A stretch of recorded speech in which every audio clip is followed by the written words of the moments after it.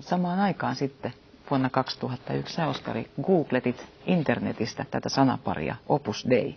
Joo. Miten siinä niin kävi, että sitten tämmöinen libertaristinen, poliittinen, materialistinen nuori kiinnostuikin perinteisestä kristinuskosta?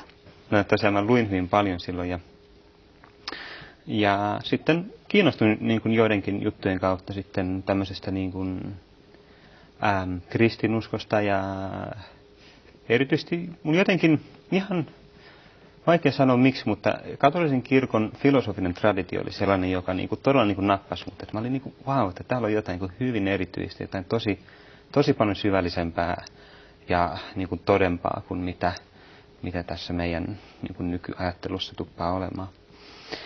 Ja mä rupesin sitten niin kuin systemaattisemmin tutkia, että mitä tämä kristinusko sitten oikeastaan on. Siis tosiasia on se, että mä en tiennyt mitään. Mä en tiennyt yhtään mitään kristinuskosta. Mä olin ihan totaalinen pakana ja sitten täysin niin kuin sillä, että en mä ollut koskaan missään uskonnon tunnolla ollut eikä se ollut kastettu, etkä se kuulunut eikä kastettu, en kuulunut koskaan, mä en ollut koskaan luterilaisen kirkon jäsen. Eli siis mä olin täysin niin kuin tabula rasa siinä mielessä. Ja siinä kävi niin, että sitten mä luin niin kuin pari kirjaa ihan yleisesti niin kuin uskonnoista ja sitten kristinuskosta erityisesti. Ja sitten mä sen päätin sille, että no, jos nyt siellä mitään totuutta on siellä kristinuskossa, niin sen täytyy olla tuossa katolisessa kirkossa. Mutta saisiko kertoa, että mikä nimenomaan siinä katolisessa kirkossa sitten vetosi? Mitkä asiat ne oli? Yksi asia selvästi oli niin kuin arvomaailma, perhekeskeiset arvot ja ennen kaikkea itse asiassa perhekeskeiset arvot. Joo.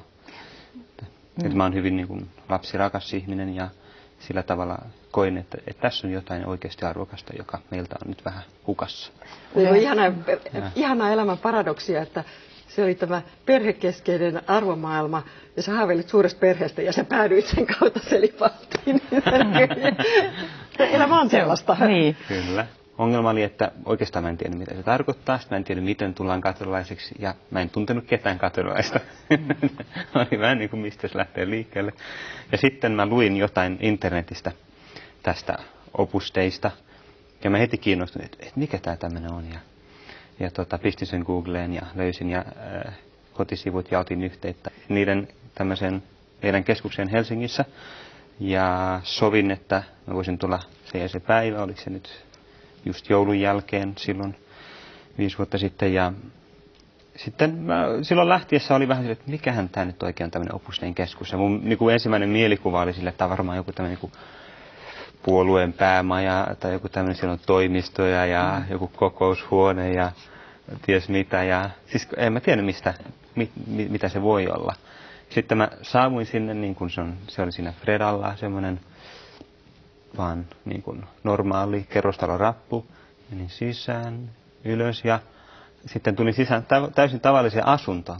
Mitä ihmettä tämä on? Ja tosi kaunis olohuone, hyvin laitettu, kaikki tosi hienosti ja mukavasti ja viihtyisä ja kappeli, joka oli niin kaunis ja sitten ennen kaikkea ne ihmiset, jotka olivat niin kuin lämpimiä, luonnollisia, miellyttäviä ja iloisia. Että niin kuin se oli semmoinen, että niin kuin, nyt mä oon jotenkin tullut oikeaan paikkaan. Että mä tiesin heti siellä, että tällä tulee olemaan jotain suurta merkitystä mun elämässä. No sut kastettiin. Joo, sitten mä sain niin kuin yhdeltä Opus Dein jäseneltä tavallaan niin kuin esitelmiä katolisesta uskosta ja sitten pikkuhiljaa sitten mä niin kuin todella päätin, että mä tuun katolilaiseksi ja mä rakastin niitä esitelmiä. Ne oli niin mielenkiintoisia ja semmoisia niin kuin relevantteja ihmisen elämän kannalta ja toisaalta niin kuin käsiteltiin kaikkia näitä elämän ja kuoleman suuria kysymyksiä ja että se oli tosi fantastista ja sitten vajaan vuoden kuluttua siitä lokakuussa 2002 mut kastettiin ja tulin katolisen kirkon jäseneksi ja siitä sitten lähti vielä paremmin. Niin, oliko se siis jonkinlainen tämmöinen kotiinpaluu? Voi sanoa näin kyllä. Miten toi kotiinpaluu sitten Oskarissa näkyi? Silloin mä rupesin huomaamaan tämän tunne-elämän herkistymisen, eli kun puhuttiin, että tämä, joka kutsui itseään jo varhain, että hän on piinimies. Eikä tosiaan itkenyt helposti, kun ne pojat tappeli keskenään, niin Oskari voitti tappelut aina. Se ei ollut siis väkivaltainen eikä sillä lailla, mutta se voitti ne.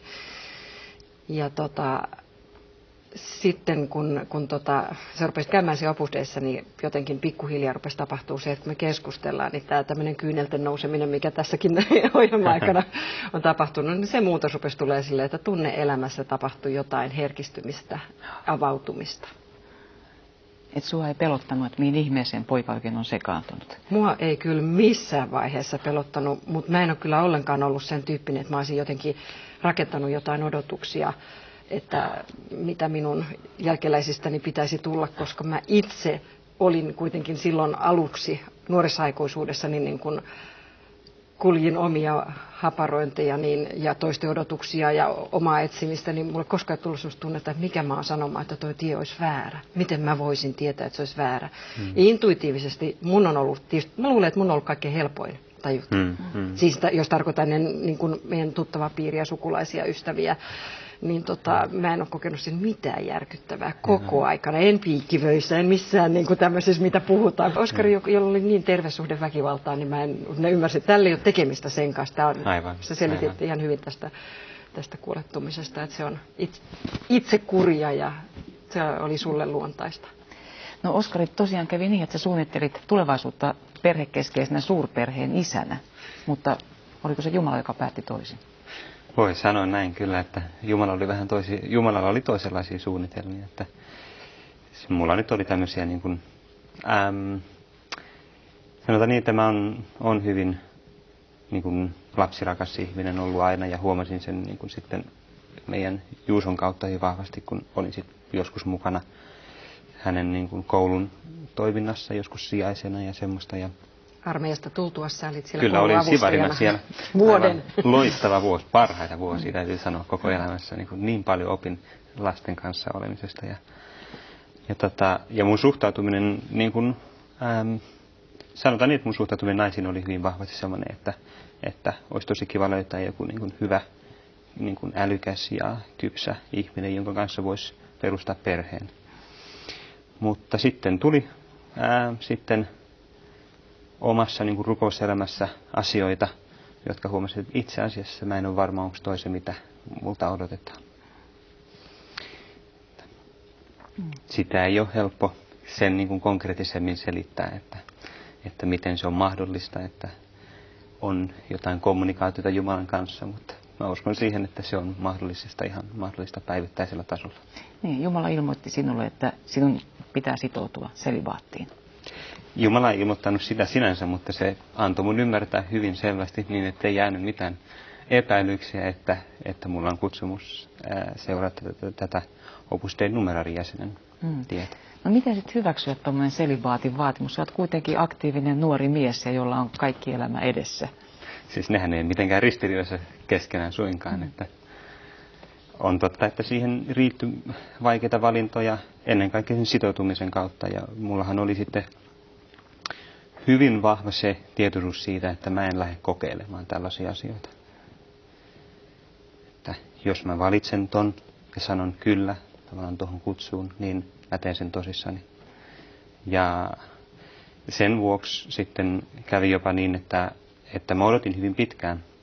No siis ainakin sisäisesti se tuntui tosi pitkältä, runsas puoli vuotta tai näin. Että ennen kuin sitten lopullisen valinnan tein. Ja koko sen ajan olin täysin varma, että tämä on se oikea tie. Mä en ole vaan valmis siihen, mutta mä tiedän, että tämä on se oikea tie.